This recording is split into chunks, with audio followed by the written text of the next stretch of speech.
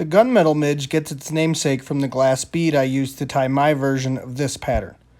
Like many midge emergers, this fly contains segmentation and a little flash to attract the fish.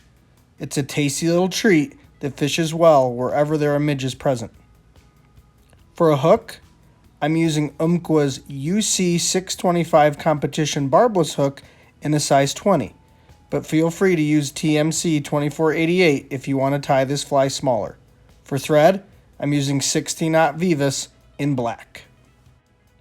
Once you get the gunmetal bead on, which I will use forceps to do a lot of the time, take thread wraps back to the hook point and snip off the tag end.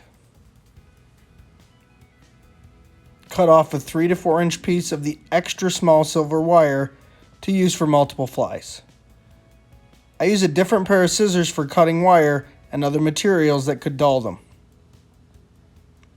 Lock in the wire and take thread wraps back while keeping the wire on top of the hook.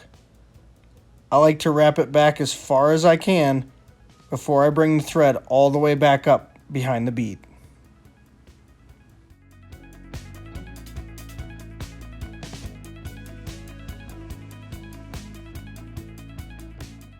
Now wrap the wire forward to create segmentation on the fly.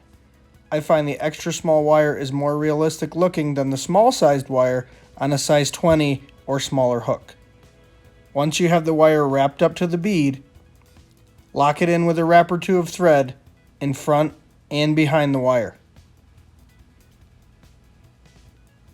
Then bring your bobbin up to the hook, create some tension, and helicopter off the wire. The thin diameter of the extra small wire will make this even easier. To create the wing of the fly and a little flash to boot, I will use Creatology's knotting cord, which I found at Michael's craft store, or Lagerton's Pearl Mini flat braid if you can find it. Lock in the flash material on top with 2 turns of tying thread before snippeting it off on the bead side.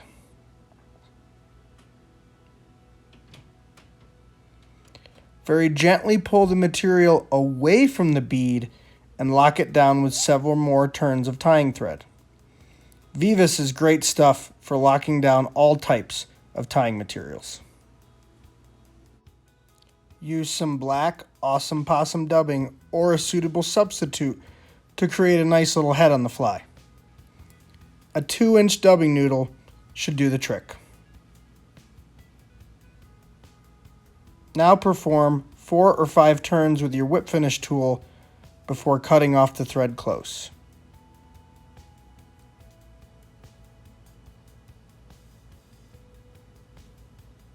Lastly, use your go-to tying scissors in order to cut the flash material in order to create a short little wing on the fly.